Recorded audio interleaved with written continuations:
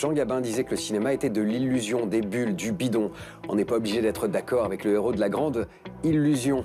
La Grande Illusion, chef-d'œuvre de Jean Renoir, qui pensait, lui, que le 7e art consistait à s'approcher de la vérité des hommes et non pas à raconter des histoires de plus en plus surprenantes. On imagine ce que le réalisateur aurait pensé de la mode du cinéma de super-héros qui vampirise littéralement les salles depuis quelques années déjà. En attendant, le cinéma est un soleil noir inlassablement attractif. Et ça, c'est d'Isabelle Huppert. Bienvenue dans Buzz. Intrigue, complot, duplicité, cabale, conspiracy.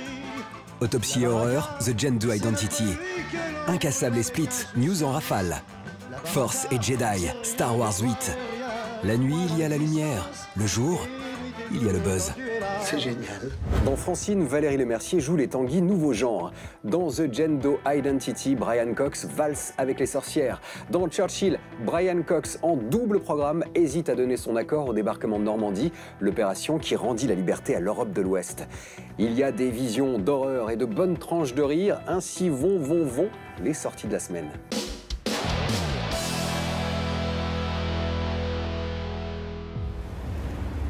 Beaches. Always bring it back. I mustn't let it happen again. Soldat, Premier ministre, peintre, Winston Churchill a connu tous les destins. Le biopic qui porte son nom ausculte les 6 jours qui ont précédé le débarquement. The invasion of France must be stopped. No, sir, you must be stopped. Brian Cox incarne Churchill avec la gravité nécessaire. C'est le portrait d'un homme hanté par ses erreurs passées, entre solennité et classicisme. When it's all over, what will I be? You will always be the man who led us through this. Nous débutons l'autopsie d'une personne de sexe féminin non identifiée que nous appellerons désormais Jane Doe. Pendant l'autopsie d'une jeune femme inconnue, la morgue de Tommy Hilton devient le théâtre de phénomènes de plus en plus horribles. The Gendo Identity adapte les codes du film de maison hantée à un décor qui s'y prête bien. Brian Cox et Emily Hirsch roulent des yeux avec appétit, et nous, on sursaute gentiment. Tout le monde a un secret. Il est grand temps d'être apprécié pour ce que tu es vraiment. Je suis vieille. C'est génial. Marie-Francine perd tout, son mec, son boulot, sa dignité. Elle retourne chez ses parents et rencontre Miguel. Il a le même âge qu'elle, dans les 50, et la même situation. Il vit chez ses géniteurs. D'où comédie romantique D'où sa mère 2 et avec Valérie Lemercier sur le temps qui passe et la possibilité d'une deuxième vie. Qu'est-ce que vous avez fait du citron qui était sur ma table de nuit? Bah, dans la salade, pourquoi? La baraka, c'est rien de toi et rien de moi dans l'existence. Pour une fois qu'il m'arrive quelque chose de bien. On ne peut pas dire que vous buviez le thé. Ça fait 30 ans que je suis majeure.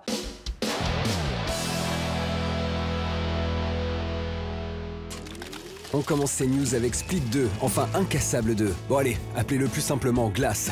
17 ans après Incassable, M. Night Shyamalan s'apprête à mettre la touche finale au script de la suite d'Incassable, qui sera donc tout à la fois la suite de Split. Un tour de force qui n'étonnera que ceux qui n'ont pas encore vu la scène post-générique du dernier film de Shyamalan. James McAvoy sera de la partie, tout comme Bruce Willis. Quant à l'homme de verre du titre, il aura toujours les traits de Samuel L. Jackson. Mais vous en savez déjà trop alors. Chut. Les vénards qui ont assisté au spectacle insensé d'un Tom Cruise baladé dans le ciel de Paris n'en ont pas cru leurs yeux.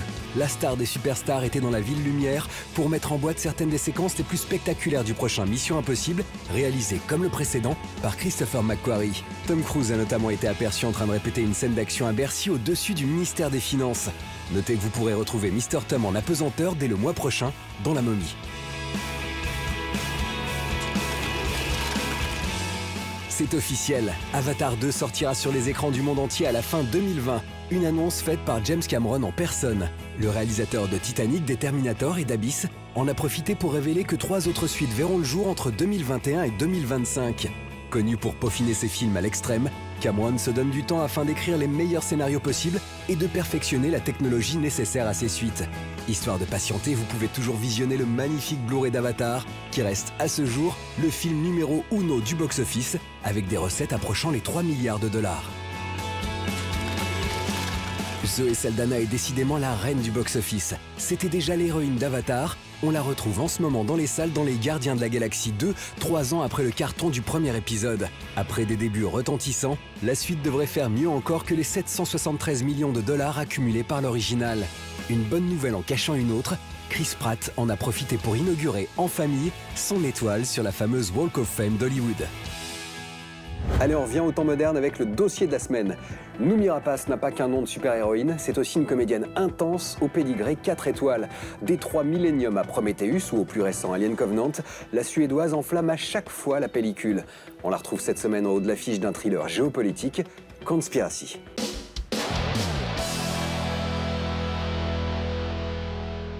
Le prisonnier vient de donner le feu vert à une attaque contre une cible américaine au Royaume-Uni. Dis-moi quelle est la cible. Je devais seulement livrer un message pour lui, c'est tout. Un ex-agent de la CIA détaché au service du renseignement anglais est piégé par des espions pendant l'interrogatoire d'un terroriste. L'agent à la dégaine féline de Noomi Rapace et c'est Michael Apted qui shoot. Zoom sur Conspiracy. Monsieur, ce n'est pas une ligne sécurisée. On veut vous confier une mission importante à Londres. Débrief d'un prisonnier. Je m'en occupe déjà. Quoi? Je comprends pas. On n'a pas informé l'agence de Londres. Alors, on a été infiltrés. Ce qui est amusant avec ce genre de thriller, c'est qu'on ne sait jamais qui est qui, ou qui fait quoi à qui appartient à la CIA ou au MI5, qui est fiable ou corrompu. Peut-on vraiment croire tel discours ou tel personnage? C'est difficile de se fier à qui que ce soit dans ce genre d'histoire. Quel est votre statut? En danger. Quelqu'un me traque.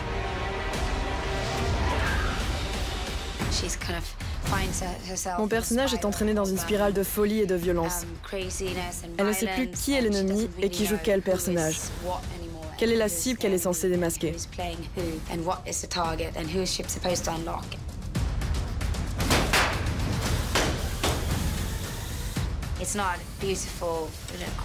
Les combats du film ne sont pas de belles chorégraphies en apesanteur, ils sont directs et rugueux et surtout réalistes. Laissons le passé derrière nous, où il deviendra un obstacle quand il faudra agir. C'est un thriller d'espionnage et d'action avec tout ce qu'on peut attendre de ce genre. Mais à un niveau plus profond. Ça parle du réveil de mon personnage, de son retour à la vie alors qu'elle pensait qu'elle n'arriverait plus jamais à gérer les choses. Dans un autre monde, on n'en serait pas là. Michael Apted se souvient des leçons de mise en scène apprises sur le James Bond Le Monde ne suffit pas. De quoi offrir quelques rebondissements nerveux à ce thriller moyen de gamme envisagé par ses créateurs comme un Jason Bourne au féminin.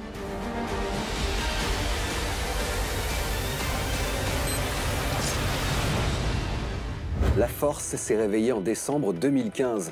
Entre-temps, Rogue One a apporté un chapitre épique à la saga imaginée par George Lucas. Quant à Rian Johnson, le réalisateur de Looper, il plonge depuis quelques années déjà sur le 8e volet d'une légende décidément éternelle. Les derniers Jedi auront la destinée de la galaxie au bout de leur sabre laser à Noël. On regarde les premières images et puis juste après on décadre l'actu avec du jeu vidéo et de la bande dessinée.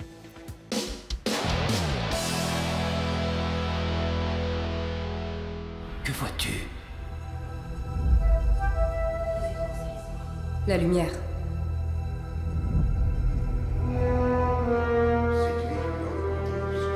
L'obscurité.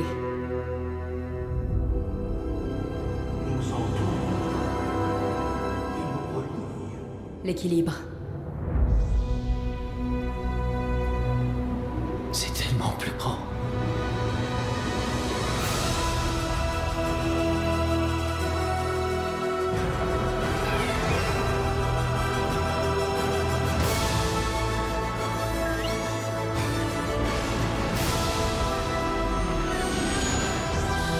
Je ne connais qu'une vérité.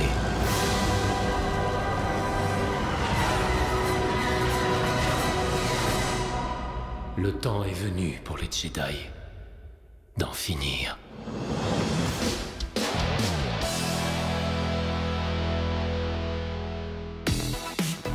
La réalité virtuelle se concrétise de plus en plus rapidement dans notre quotidien. Problème, les solutions pour la matérialiser sont encore coûteuses pour un particulier.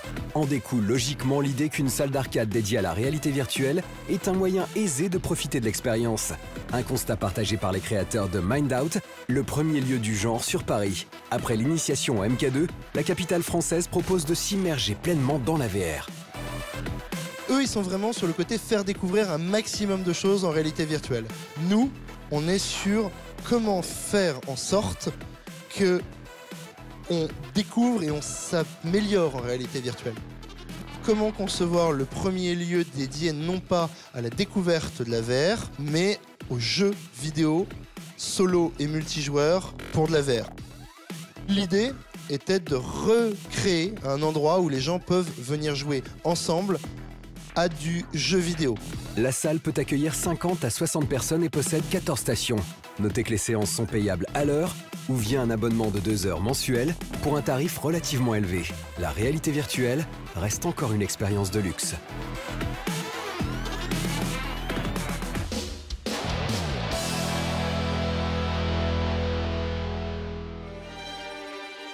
À trop voir de films et de séries de super-héros, on en oublierait la valeur du thème. Le super-héroïsme est un miroir grossissant de nos sociétés, de nos problèmes, le plus souvent de ceux de la jeunesse. En 18 histoires courtes aux pattes graphiques et au style narratif différents, Demo nous le rappelle. On y suit des enfants, des adolescents, des jeunes adultes, dans des situations variées. Tous ces personnages ont toutefois un point commun, la présence d'un don qui devient une malédiction puisqu'il les marginalise. Une pensée, un mot, un acte, la moindre chose peut avoir de graves conséquences dans leur situation.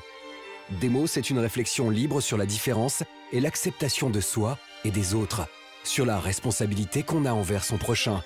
C'est beau, touchant, ça raconte notre monde, l'humanité, la vie et comment faire son chemin dans cette existence tortueuse, seul, à deux, ensemble. Demo est à lire, absolument. Le Buzz s'apprête à rejoindre l'hyperespace en vitesse lumière. Avant, je vous pose une question, vous répondez dans les clous et c'est une avalanche de cadeaux qui tombe à vos pieds. Allez, on y va. Quel est le sous-titre du prochain Star Wars? Est-ce les derniers Jedi? Mais peut-être est-ce l'astuce contre-attaque? À moins que ce ne soit Luke Skywalker, la main froide. Vous avez la bonne réponse, je le sais. Alors allez chercher votre bonheur sur ParamountChannel.fr. C'était le Buzz avec Valérie, Brian, Noumi, Orlando, Daisy, Marc, la galaxie du cinéma et les étoiles à l'intérieur. À la semaine prochaine si le cœur vous en dit. Et d'ici là, faites-vous une toile.